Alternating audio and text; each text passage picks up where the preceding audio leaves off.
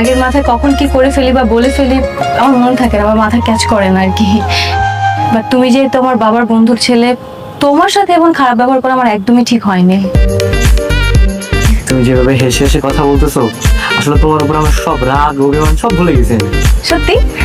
হ্যাঁ। তাহলে friend friend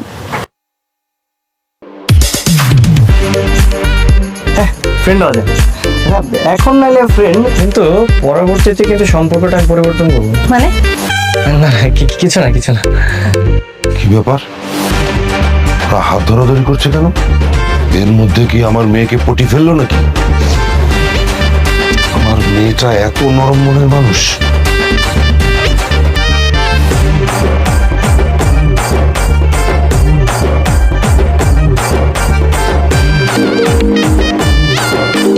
এখন আবার কি ফোন? কি ব্যাপার, আপনি তো ডিস্টার্ব করতেছেন কেন? আপনি কি খেতে কাজ নাই? এই, তুমি আমার মেয়ের হাত ধরে আছো কেন? কি বলছে যারা? তোমাদের মধ্যে কি প্রেম হয়ে গেছে নাকি? আপনাকে বলা যাবে না। আমার মেয়ে তুমি আমাকে বলবে না? আপনাকে বললে আপনি যদি আবার ঝামেলা পাকেন, তাই। হাত ছেড়ে দাও, আমার মেয়ের হাত এক্ষুনি ছেড়ে দাও, ছেড়ে দাও। হ্যাঁ, একটু ধরে রাখি না, ভালো লাগতেছে তো, এমন করেন কেন?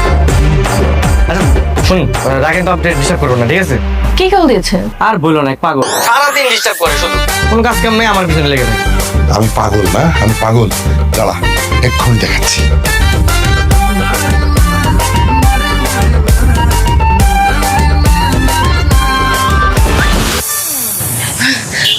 বাবা তুমি এখানে? আমি একটা কাজে আসছিলাম এদিকে। তুই ক্লাস বাদ দিয়ে এখানে কি করিস? বাবা, আজকে আমার ক্লাস বন্ধ হয়ে গিয়েছিল, মানে ক্লাস হয়নি, তাই ভাবলাম বাসায় যাওয়ার আগে একটু ঘুরে করে তারপর বাসায় যাই আর কি। চল বাসায় চল। আঙ্কেল, আমরা যেতে পারবো তো, সমস্যা নেই, জান না আপনি। একসঙ্গে সবাই যাই, চলো।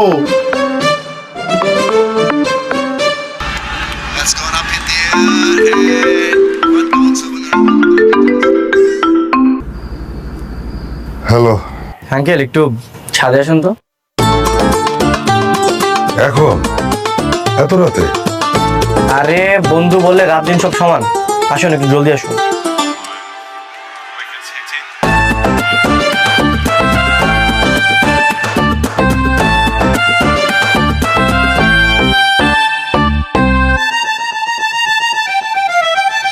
আরে এসব কি হচ্ছে?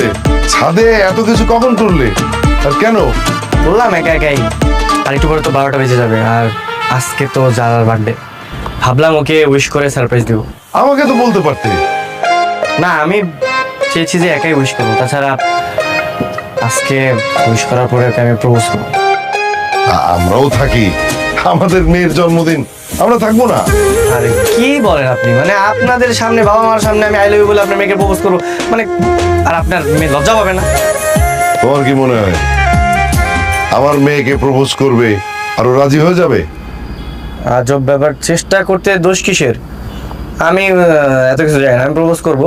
আপনি একটা কাজ করেন, আপনি নিচে গিয়ে যারাকে কিছু একটা বলে ছাদে পাঠান, খবরদার আপনি আর আন্টি কিন্তু আসবেন না। আমি বাবা হয়ে মেয়ের প্রেমের ঘটকালি করব, এরকম বাবা পৃথিবীতে আছে নাকি? এই যে বন্ধু, তুমি কিন্তু নাটক করতেছো। বন্ধু হয়ে বন্ধুর বিপদে একটু হেল্প করবে না? আচ্ছা ঠিক আছে, আমি যাচ্ছি, কিন্তু প্রপোজ করতে গিয়ে যদি চড় থাপ্পড় খাও, আমার কোনো দোষ নেই কিন্তু।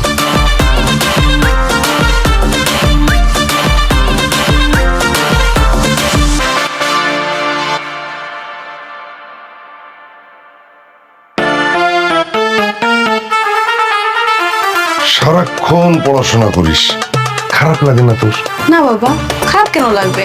আমার ক্লাসের পরে শেষ করতে হবে না? ওই বিকেলে ছাদে গিয়েছিলাম, আমি না চশমাটা খুলে রেখে আসছি, এনে দিবি মা? আমি ছাদে যাব? বাবা প্লিজ তুমি যাও না, আমার অনেক পড়া বাকি এখনো। আমার হাঁটু ব্যথা না, বারবার তো উঠানামা করতে পারি না। বাবা তুমিও না, এত ভুল কি করে করো বলো তো? যাচ্ছি।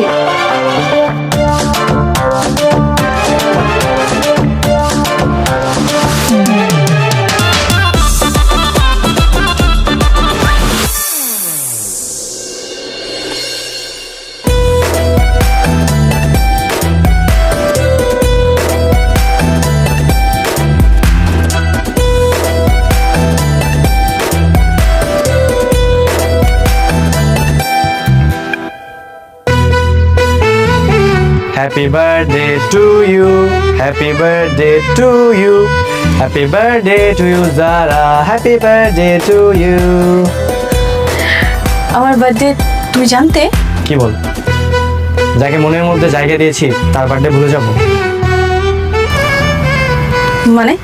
ঢাকা শহর আমার কখনো পছন্দের ছিল না, আর চাকরি তো দূরের কথা। আমি যে ঘুরতে আসবো কখনো এটা কল্পনায় ভাবিনি, কিন্তু ফার্স্ট যেদিন বাবার ফোনে তোমার ছবিটা দেখি, আমি সত্যি বলতে তোমার প্রেমে পাগল হয়ে যাই। যে মেয়েটাকে আমি কখনো সামনাসামনি দেখিনি, শুধু তার জন্য আমি ঢাকায় চলে আসি। তার মানে চাকরির গল্পটা তোমার বাহানা ছিল? হ্যাঁ, ভালোবাসার পালকি নিয়ে আমি তোমার দরজায় দাঁড়িয়েছি।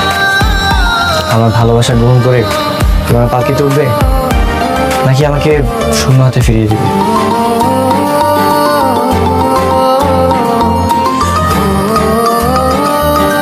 I love you, sir.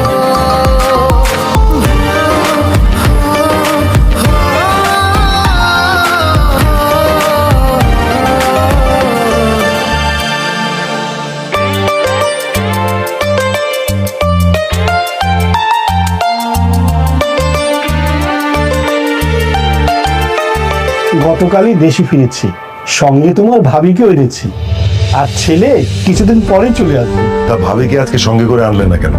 তোমার ভাবি তো প্লেন জার্নি করে ভীষণ ক্লান্ত, আমাকে বললো তুমি গিয়ে বৌমাদের সাথে দেখা করে আসো, আমি না হয় পরে গিয়ে দেখা করবো।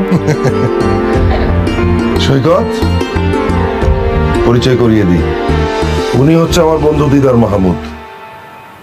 আসসালামু আলাইকুম আঙ্কেল। ওয়ালাইকুম আসসালাম। ওর ছেলের সঙ্গে আমার মেয়ের বিয়ে ঠিক করেছি। ওরা সবাই সুইজারল্যান্ডে স্যার, আগামী মাসেই বিয়ে। তুমি তো ঢাকায় থাকো, তোমার বাবা মাকেও এই বিয়েতে দাওয়াত করবো। আর ছেলে আমার চলে আসলেই হয়, সবসময় শুধু কাজ কাজ ছাড়া কিছু বুঝেই না। বিয়ে হয়ে গেলে সব ঠিক হয়ে যাবে, সংসারী হলে মানুষ পাল্টে যায়। আমার মামুনি যারা কোথায়, তাকে একটু রাখেন না।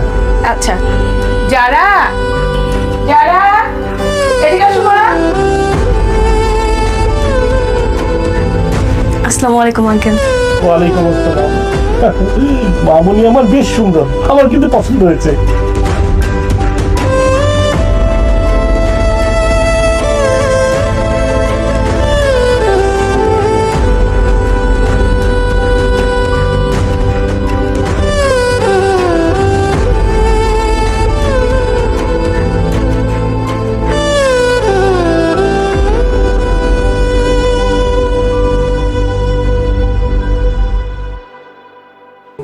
বাবারও 1 বছর আগেই তার বন্ধুর কাছে কথা দিয়েছিল যে তার বন্ধুর ছেলের সাথে আমাকে বিয়ে দেবে।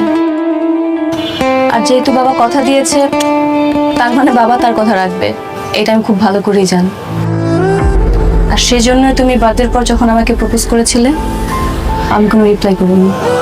আচ্ছা, তুমি কি তোমার বাবার পছন্দের ছেলেকে বিয়ে করতে চাও? আমার চাওয়া পাওয়া তার কি থাকে? আমি বললাম না, বাবা কথা দিয়েছে, আর যে কোনো মূল্যই হোক বা যেভাবেই হোক না কেন, বাবা আমাকে বিয়ে দিবি। তুমি আমাকে ভুলে যাও। যারা, তুমি কি আমাকে ভালোবাসো? সেই প্রশ্ন কি এখন সাজে? না, আসলে আমি যাকে ভালোবাসি সে আমাকে ভালোবাসে কিনা এটাই জানতে চেয়েছিলাম।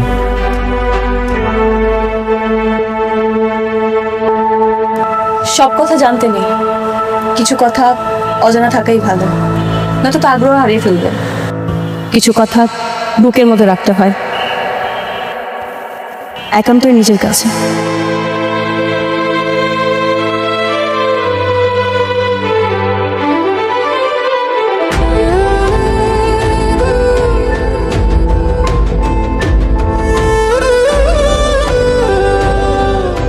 আমি তাকে কথা দিয়েছি, তুমি আর কোনো চেষ্টা করো না। আপনি নিজের মেয়ের ইচ্ছের বিরুদ্ধে এরকম একটা অজানা জায়গায় একটা অপরিচিত ছেলেরা তো তুলে দেবেন? বিয়ের পর চিনবে। তাছাড়া মামুন খুব ভালো ছেলে, পড়াশোনা শেষ করে সুইজারল্যান্ডে খুব ভালো চাকরি করে।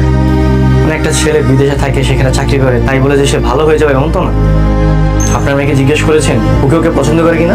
আমার পছন্দই আমার মেয়ের পছন্দ, কারণ আমি সেভাবেই তাকে গড়ে তুলেছি। আপনার ভাবনায় যে সবসময় ঠিক হবে এমন তো না, তাই না? আপনার মেয়ে আমাকে পছন্দ করে। অসম্ভব, এই ভুল সে করবে না, কারণ সে জানে তার বিয়ে ঠিক হয়ে গেছে। আমি ওর চোখে আমার ভালোবাসা দেখেছি, কিন্তু আপনার ভয়ে ও প্রকাশ করতে যাচ্ছে। মিথ্যে কথা, এটা মিথ্যে কথা।